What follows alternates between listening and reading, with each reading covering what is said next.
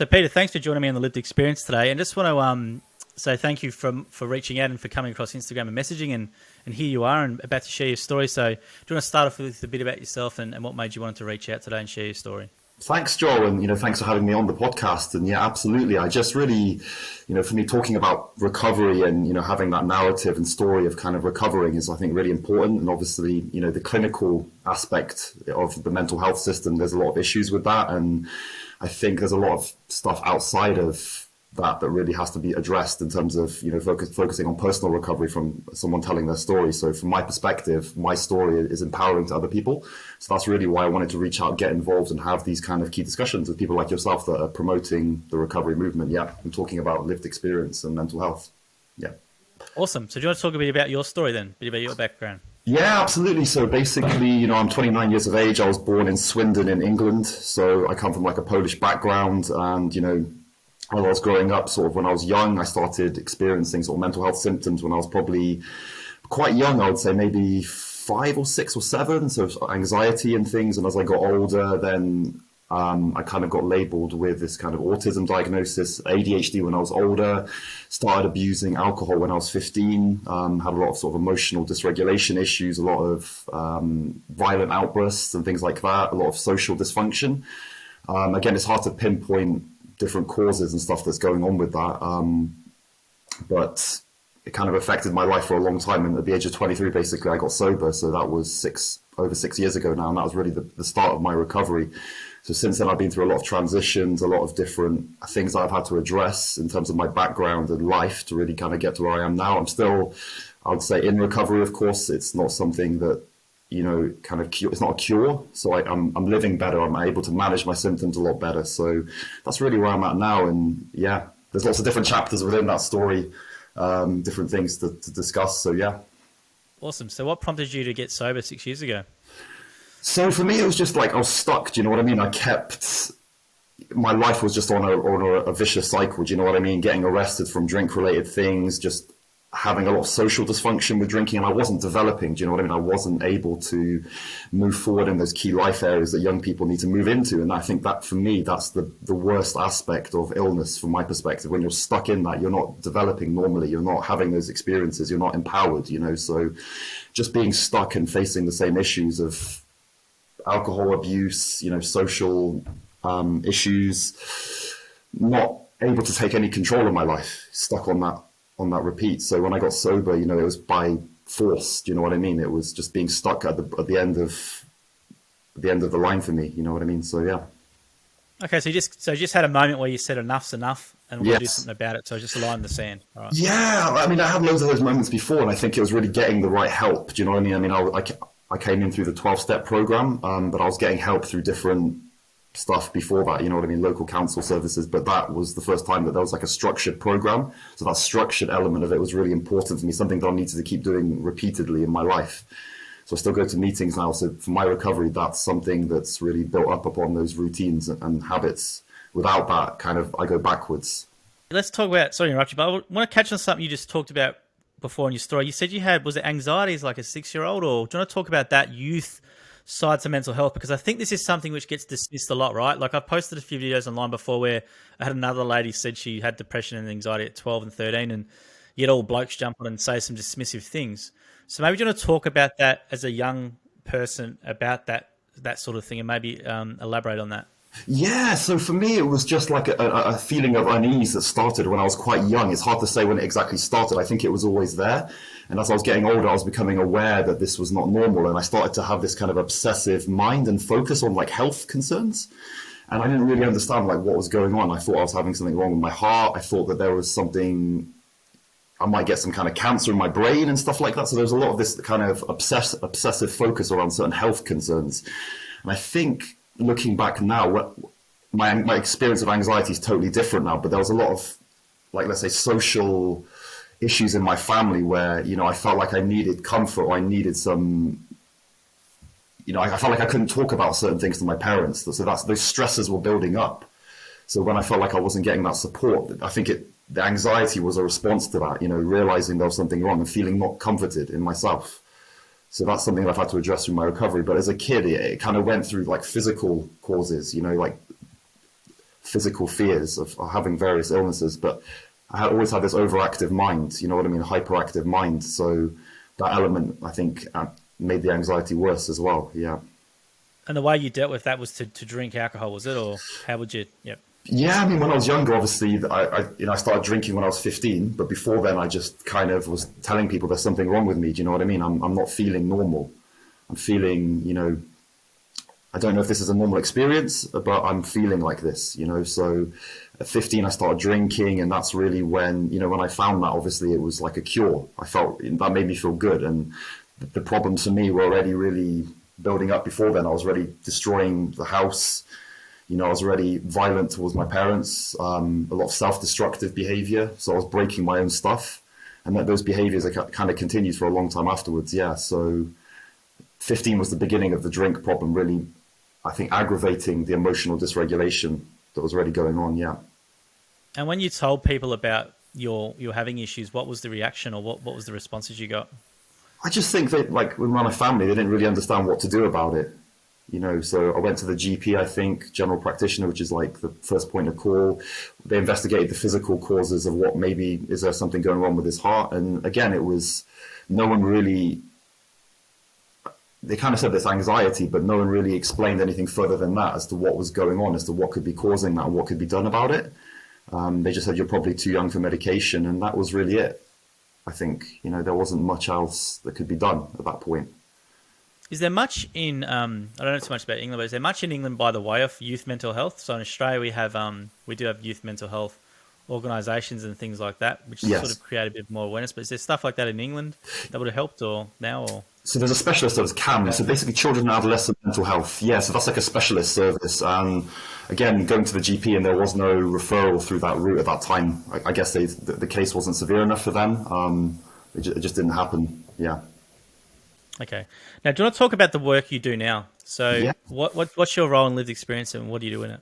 Yeah, so I'm a peer support worker in the criminal justice system. So it's based in custody. So we help sort of service users through the courts and probation service and through custody, and we help kind of engage them with other services. And using our lived experience of the criminal justice system and mental health problems, etc., we help people kind of understand from that lived experience perspective that the clinical aspect doesn't address. So by using that, kind of empowers people to understand that there is sort of a life beyond the system, as it were. Yeah. Okay, so what doesn't it address then, in your opinion, Peter? So what doesn't the clinical side of it address? So it doesn't look at like the fact that there's someone's life occurring on the outside, the personal recovery aspect of it. So the clinical aspect is medication and treatment, but there's no look at actually, there's no connecting with purpose or help with helping people connect with a purpose greater than the symptoms. So I think for me, that's been like 90% of my recovery, environmental things. So if we could help people look at the environmental aspect of recovery, that's, that would be a massive advantage, I think, to keeping people stabilized. Because the problem was I would get well, maybe on a medication or something, it would reduce some of the symptoms that I was experiencing, but then the environmental causes, those structural stuff would fall apart again. And that would always be the precipitation of increased stress. And then I'll be back to where I was, and then the problem is that when all you've got is medication as an option, you end up just medicating it, different medication options instead of looking at actually what's going on in the environment. Okay. Well, Yeah. what's some stuff in the environment then that would be something that people forget about? So I love this sort of comment, because obviously medication, people just think medication is going to fix all problems. It's not the Yes. case. There's things like, having a routine, stable employment, whatever it is. So maybe I'm talking about some environmental factors that you think are important. Yeah, so looking at like aspects such as positive psychology, like positive, engagement, positive emotion, good relationships, meaning and accomplishment, looking at what works, actually moving someone towards developing self-esteem. So having purpose in your life, having a connection to your work, working on your strengths. So obviously that's different for everyone, but for me, I'm quite an extroverted person. So when I was working at a supermarket many years ago, probably 12 years ago now as an example, I found that talking to people and engaging with people practically was a kind of strength for me. So working in that kind of area brought, positive emotion and self-esteem towards me. So using those kind of understandings and then building on it, towards creating a life in a career, So those people that you work with and help, how do you then do that to help them in the environment? So how do you do it? So again, it's through like coaching, as an example, is the practical facilitation of helping someone break down the goals, break down, starting to investigate what they enjoy doing, what they feel gives value to other people and themselves, and then really going from there, them having an experience. It's an experiential thing. It's not a theoretical thing. So by experiencing different environments and changing those environments, you see what works and what doesn't, get rid of the stuff that doesn't work and move towards what does work. And that comes at a cost that is painful going through that. So for me, there's been a lot of moving around different cities, living in Scotland for a bit, living in London, Reading, in my hometown here, different careers, different relationships. But the advantage of that is eventually you start to develop that self-esteem and sense of stabilization that actually enable me to come off a lot of the medication that I was on. Yeah. Now let's talk about, you use this term positive psychology. So yes. What does that exactly mean to you? Do you want to elaborate for people about positive psychology? Yeah, so positive psychology looks what's right with us rather than what's wrong. And the mental health system primarily focuses on like that medical model. You've got a symptom, you need to treat it, you need to get this thing outside of you. And a lot of the time I went through that and it was like nothing was actually positive. Nothing was actually looking at what was I doing that was going to deliver value to make myself feel better. So positive psychology is like the framework that's emerged a number of years ago that looks at what's right with us as opposed to what's wrong. So it's actually a move towards, okay, we know that maybe we have some weaknesses, we have some symptoms, but actually let's work with what we do have. So I think that medical model is only useful up to a point. So this idea of treating underlying problems, okay, it's not just treating underlying problems, but it's developing and moving forward in life. Yeah, I like that approach, because you're right. You're told all the time, you got things wrong with you or whatever, but like rather than saying, well, what's going right with you? What's some strengths about you as opposed to what's negative, right? So so you talk about a framework. So what have you learned about that? Because I've got not much idea about it. It's a great term. I love that term. I want to explore it with you in regards to what that is, because I looked at your Instagram profile and stuff. You got a lot of positive affirmations and all that sort of thing on there. So I want you to just give me a bit more detail or a bit more meat around positive psychology, if you can, and some advice around it. Yeah, so positive psychology, all it is just the way I use it and the way that I kind of work with other people is it's just a framework that explains that there is more to kind of how to structure your life and how to understand like setting goals. Before I used to just set a goal that was just maybe achieving some money or something like that, and there was a lack of meaning behind what I was really doing. So using that as a framework to plan, okay, really enables like a sense of well-being to come from your goals, and what the gap between what you think you want and what you really need kind of closes. And a lot of my recovery has been not just trying to attain these kind of external things, it's been trying to close the gap with connections with myself, connections with others. So whenever I come up with a goal for myself, or I'm trying to work with someone else, it's looking at those things. Okay, how does these goals, or how does what you want link in with that framework of engagement? So it's really, there's lots of depth to it. There's lots of different exercises that you can do that looks at different aspects of it.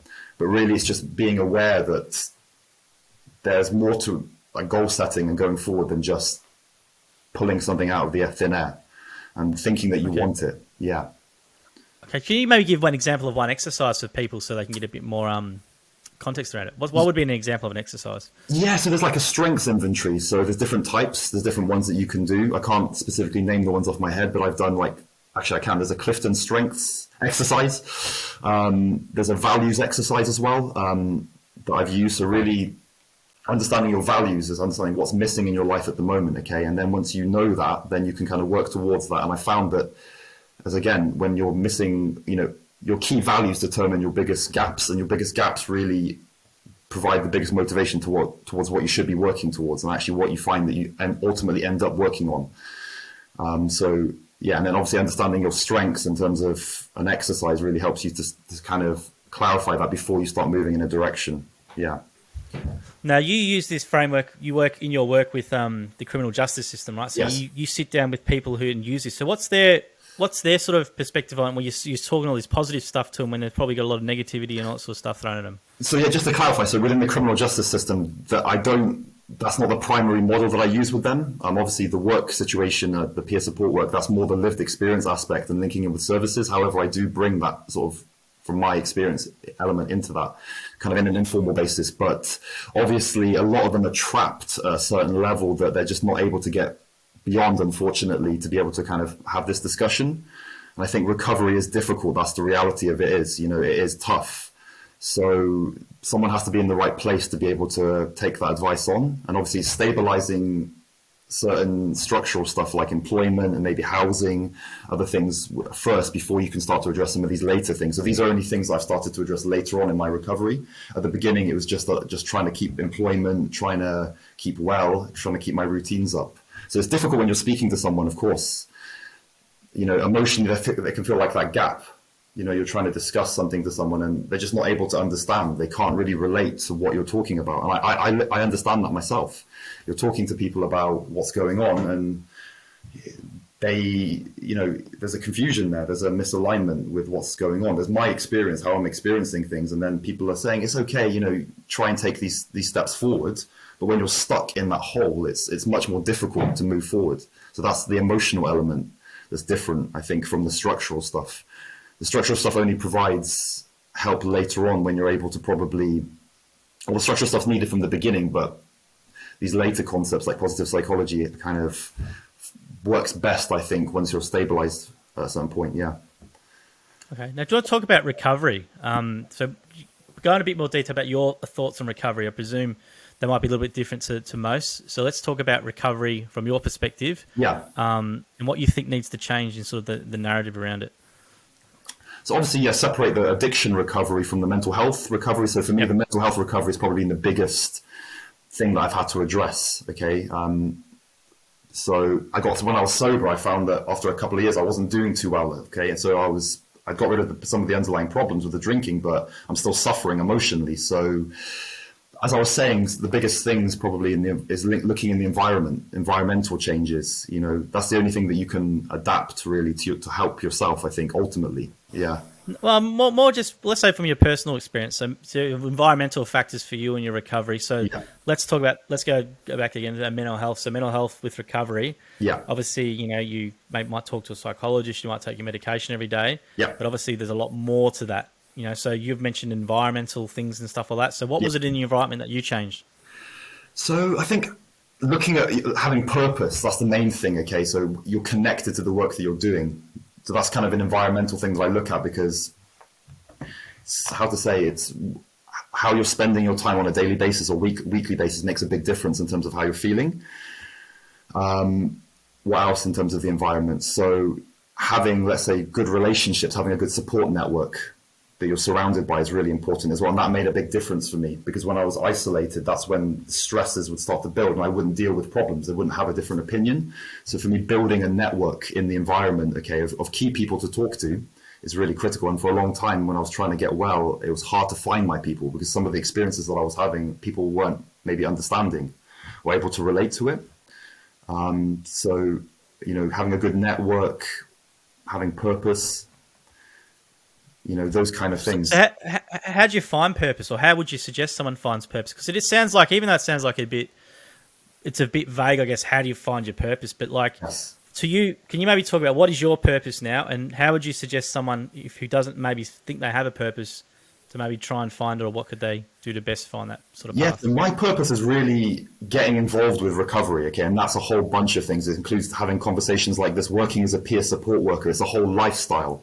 I've got my Instagram account. I make videos about recovery, and it's working in that mental health arena. So it's not one thing. And for me, you know, in terms of getting to that point, like I was saying before, it's a lot of trial and error. It's a lot of experimenting where you can give value. What are you connected to? So it involves a lot of courage, a lot of trial and error. And when you're finding that purpose, it's not hard to motivate yourself. And I'm sure you find with your podcast, it's probably similar, that you find that you're connected to what you're doing. So it's not difficult to keep up the motivation. I was finding when I was not disconnected with what I was doing, it's probably because it was the wrong thing.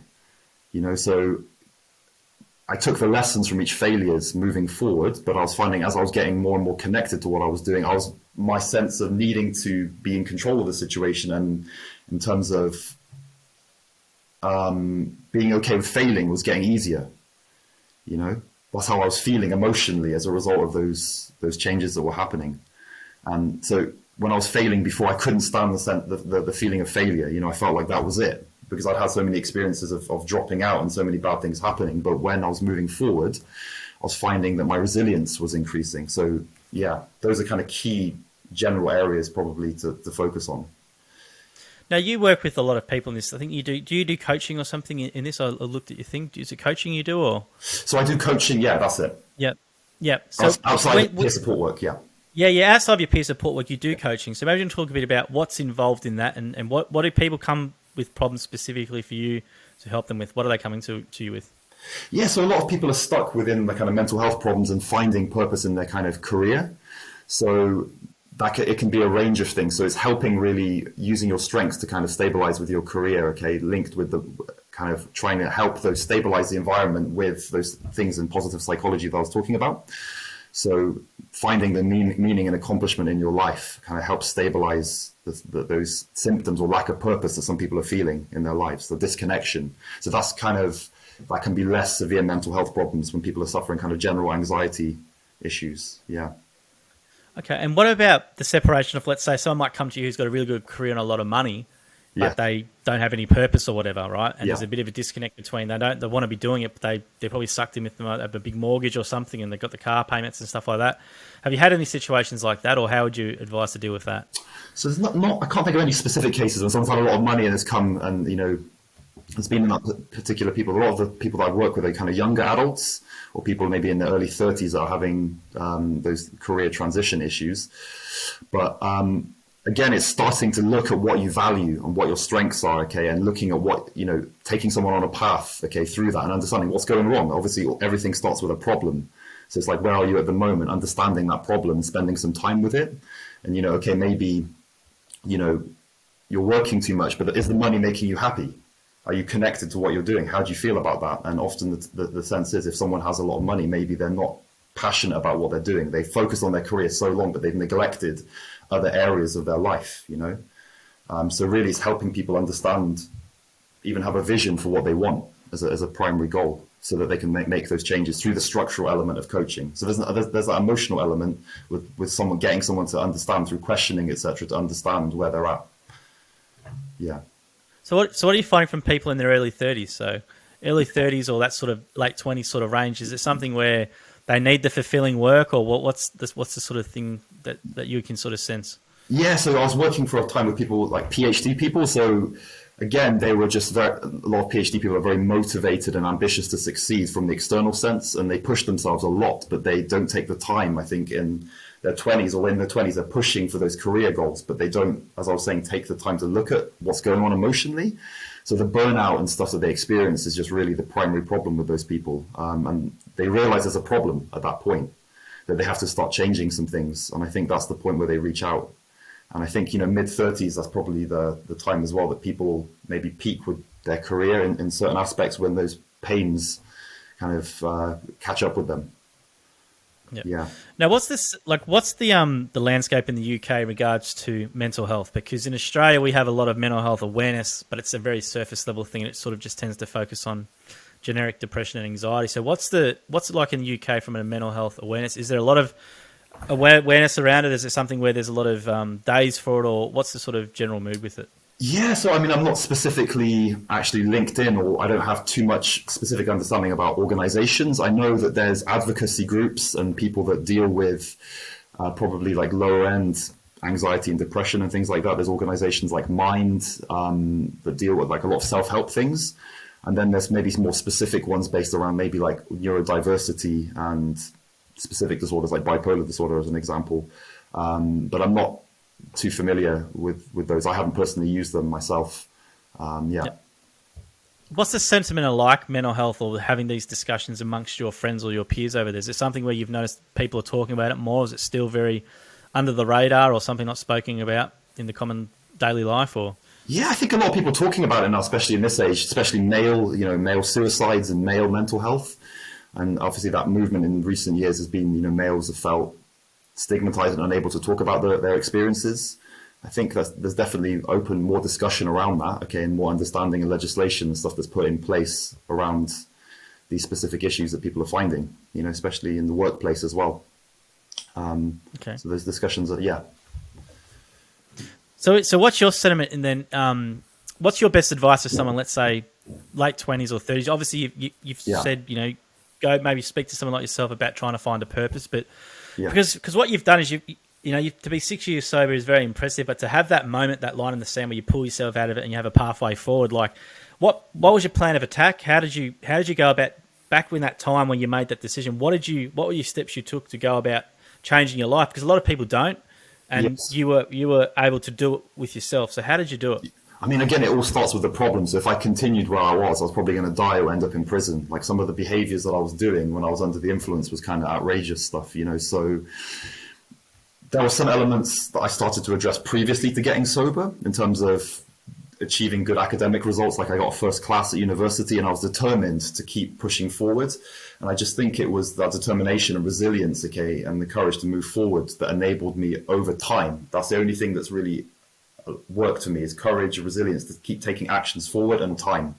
I made all the mistakes and everything in between that and kind of all the fuck ups and stuff, but that's really where it started. And you can only address one issue at a time. So the alcohol issue, I just got to the point where, like I said, I couldn't continue like this because I wanted to stop for so long, but I just didn't know how to do it. And it was the right place at the right time. So that was the start of everything. And then all the other stuff with the mental health recovery started. So it's hard to kind of you can only start from where you are. That's what I'm trying to say. At any particular moment with the issues that you're facing and work forward. And later issues I've had to work with, relationship issues with my family, and kind of start to clarify those things later. So yeah, there's no it's hard to give a prescriptive thing for it. Yeah.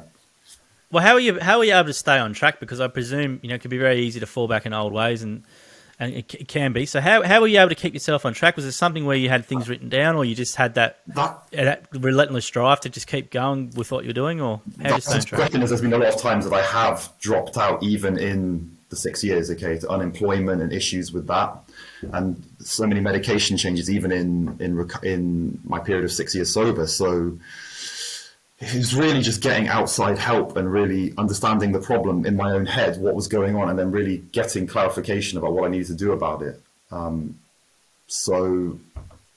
Again, I just had to keep pushing forward. I just knew that if I gave up and I quit, that was going to be it. If I drank again and went down that path, I just don't know how. Obviously, I'm going to feel terrible, but in terms of emotionally, I have a belief system today. That's what I'm trying to say. The belief system is moving forward. That's the only thing that you can do on a daily basis, and that's really it. Dropping out is not an option, so I have to keep my routines up. So there's been an element later where I've started to look at sort of my executive functioning issues, where there is more exercises with breaking down problems that I'm experiencing. What I realize is when I keep the problem in my head too long, and I procrastinate about it too long, the stressor builds up, as for anyone, and then that's when things start to get to me. So now I have a process of breaking the problem down. What are the solutions that I can implement to help this problem, including maybe speaking to some other people to get some further advice, maybe rate those solutions or have a rough idea of what is a good solution to try first, try it, implement it, and measure it, and then feedback. So there's like a feedback process today. Now, where did you learn that? But where did you learn that self-actualization? So did you get that from any books, or was there stuff you watched online, or where did you get that sort of help to have those insights? Yeah, a lot of it's from different books, many different books on strengths-based stuff like ADHD, ASD, YouTube videos, reading. So it's really like a whole holistic aspect of really understanding myself and looking at what's working for me and what's not, and then looking for education on the things that are working and what I have found within myself. So sometimes it's not like even a topic. It's more, okay, I keep finding that in these environments I'm doing well and I'm not doing well in other environments. So let's look at getting some information about why that is the case in certain cases. That kind of makes sense. So, but that's good. You got that attitude of wanting to improve, though, because yes. like a lot of people can just go and just not want to, that's the way it is. That's the way it is. But you've taken that, you got self-actualization enough where you can go, look, I want to improve on this. I'm going to learn about it, and then I'm going to apply it into my own life, which is a really good skill to have. Yeah, absolutely. That comes from, I think, awareness, though, self-awareness. So people with ADHD or people that have that energetic mindset, they always want to learn, they always want to develop. So it's using that energy to something constructive, whereas before that energy was just floating around and it would result in stress. So starting to realize, okay, I'm sober now. Okay, I'm working a job, but I need to keep developing. And when I started to link my traits with the environment, such as developing myself as an example, working on my purpose, then what looked like a disorder now looks like an advantage and a strength. So it just came from the awareness of practicing that. So I do things like meditation as well, transcendental meditation. I've been doing that for 7 years, kind of on a daily basis, 40 minutes every day. So that strengthens some of the frontal lobe and improves that executive functioning. Even things like quitting gluten. Okay, I read Novak Djokovic's book about diet improvement. So quitting some of those things made a big difference. Again, there's a lot of evidence with ADHD autism that there's dysfunctional gut-brain axes and stuff going on. So things like my Raynaud's syndrome and whatnot improved by making these changes. So it's just trying it, seeing if it works, and then often there's benefits. I lost the weight, my kind of thinking was a lot less foggy, and I felt better. So it's really just going from there and observing how you're doing and having that awareness. Yeah. Is there anything that stands out to you from a recommendation in regards to, let's say, books, or was there anything online, or what's some really powerful stuff that you could recommend?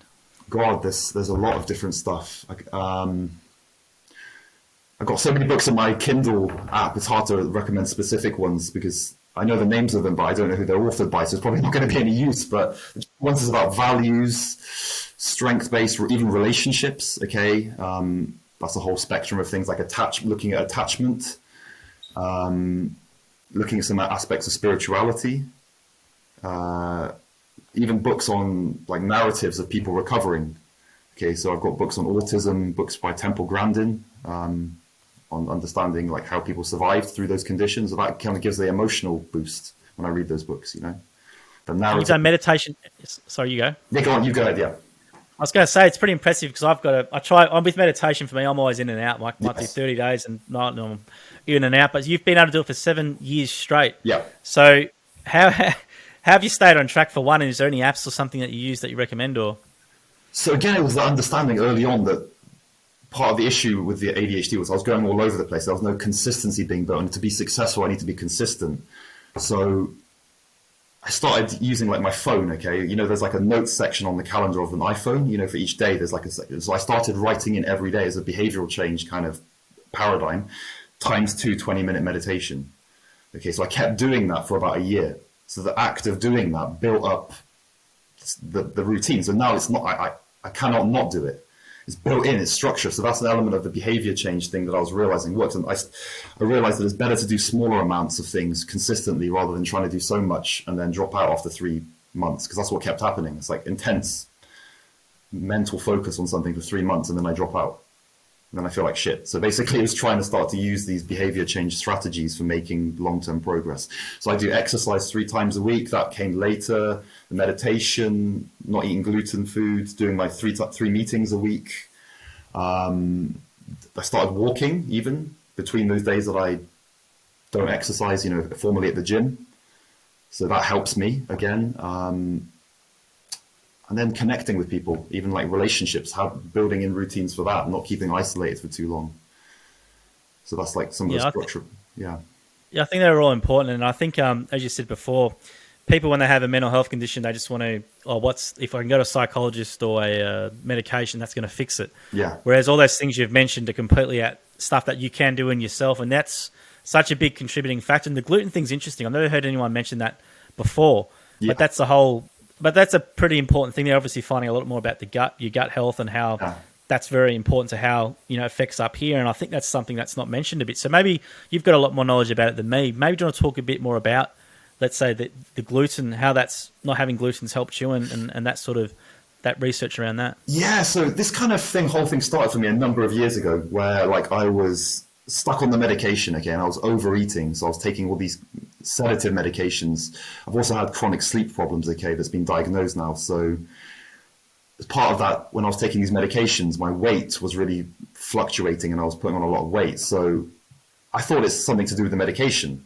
Okay, and it is. These medications can increase appetite, but what I found later is this bloatedness that I was experiencing and the Raynaud's syndrome where my hands were going red and the psoriasis that I was breaking out in had some other causes, again, that maybe medically a GP wouldn't investigate any further at that point, unless maybe you specially asked for that. So it was just taking the time to start to investigate those things further again. And so when I read the book, you know, he's talking about, you know, he quit the gluten basically. Before that, he kept dropping out from matches and stuff. So when he quit the gluten, he was improving and the fogginess was going away. So I was identifying with that as well. I've got this fogginess in my thinking, that sort of heaviness that I'm feeling, and it's really affecting me.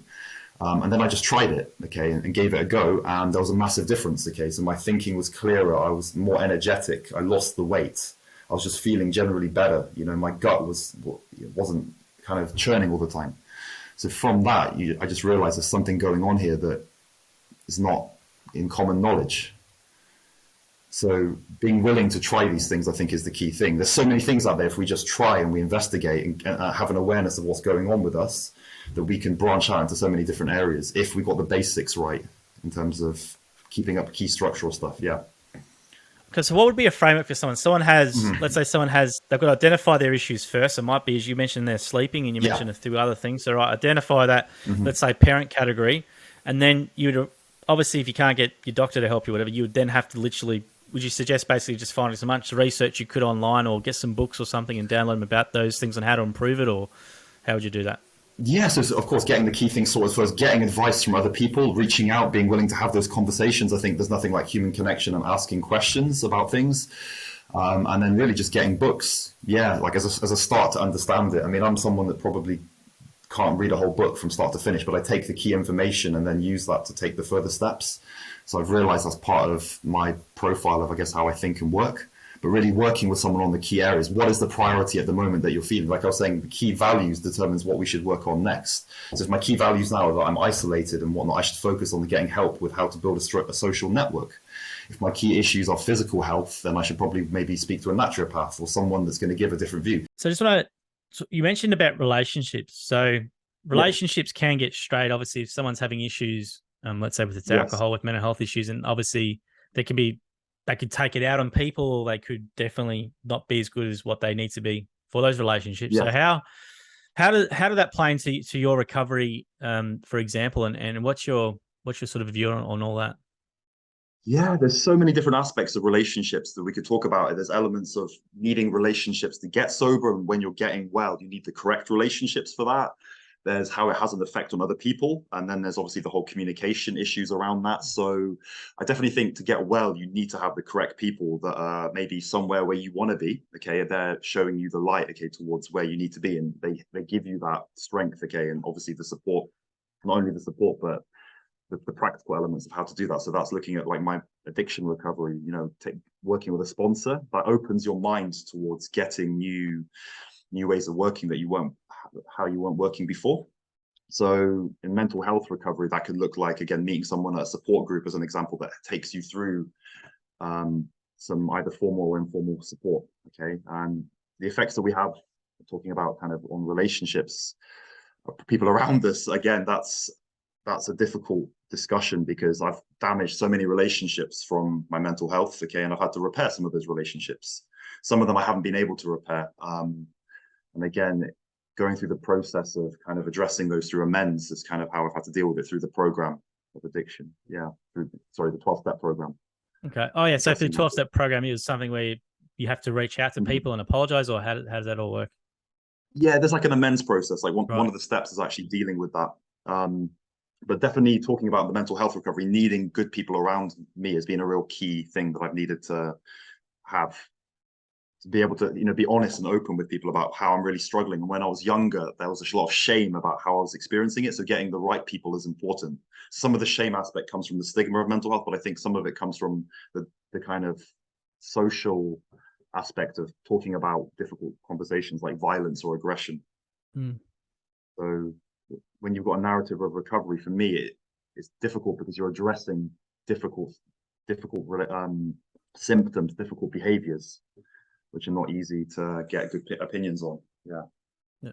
So where do you think it needs to go in regards to recovery? Because you take a different view of recovery, which I think is good in regards to a more holistic approach to recovery. So you're mentioning things like environment and meditation and you know, the gluten issue you have and all these other things, right? And with Medicaid, all that stuff goes together, right? Yes. So what do you think needs to happen moving forward in this sort of area, and what do you see from your perspective? Again, I think just really the holistic look at things, you know, looking at purpose, looking at what is well-being, you know, what is well-being and how can we help people really plug in with that? Because if you're dealing with mental health problems, you're dealing with things that are making you feel bad. You're dealing with things that are cutting you off from good experiences. So the only way to really connect with those things is to go on a path that takes you to more connection with those things. You know? As a young man, I didn't have a clue didn't understand what I needed. And as I got older, I started to understand myself, who I truly was, so that I could really make a life that was in alignment with that. So I think it's just people working on the kind of things through coaching and through workshops, really, and on education around helping people create a life that they want, and turning that dysfunction into something positive. So Yeah. where can people find out more about you, and what coaching do you provide? So it's Ambitious Professionals Hub. So that's kind of my Instagram thing. It's Peter Wasielewski, the long Polish name you'll probably see on there. So again, you can just reach out on Instagram to me. That's my point of contact to discuss that, to have the conversation. So I provide sort of like that holistic coaching aspect on positive psychology. So it's a form of positive psychology coaching. So we look at those things I mentioned before, the PERMA, and we just really start to work on, on the well-being side of things. And in adjunct to the mental health, which obviously has to be formally addressed through the kind of medical system as well. Without talking in particular about any one person, but is there any success stories, or is there any stories where you can someone's come to you and you've sort of helped them with your positive psychology and your coaching to where they've got to a different point, or are there any examples you can share? Sure. Yeah. Yeah, so there was people that I've worked with. Let's say there was a girl that I was working with that she was doing a PhD. She was someone that I actually knew from a long time ago, but I recontacted with her. We made contact again, and I helped her through the process of like integrating positive psychology into her life. So she was very focused on the PhD, very focused on that kind of academic attainment, and just by making her aware of those other things, she was able to just create more lifestyle and well-being. Routines in her lifestyle, which was really kind of improving her mental health. So she kind of came off some of the medication that she was on, started addressing some of the physical health things from the overeating. So really it's just the compound effect from starting to address those issues really benefits people later, that I see. So once you get the ball moving, it's later on that helps a lot more. Yeah. Fantastic. And what's your hope for yourself? Is it just to continue with your recovery and keep working in the space, or what do you hope to do with yourself moving forward? Yeah, just to really keep moving forward, keep getting, having these key discussions that we're having, maybe offer some more specific educational content to people, really get my voice out there and just get more involved. So I'm happy either way. I'm just content with how things are going for me at the moment, just to really keep moving in this field, see where it takes me. Yeah.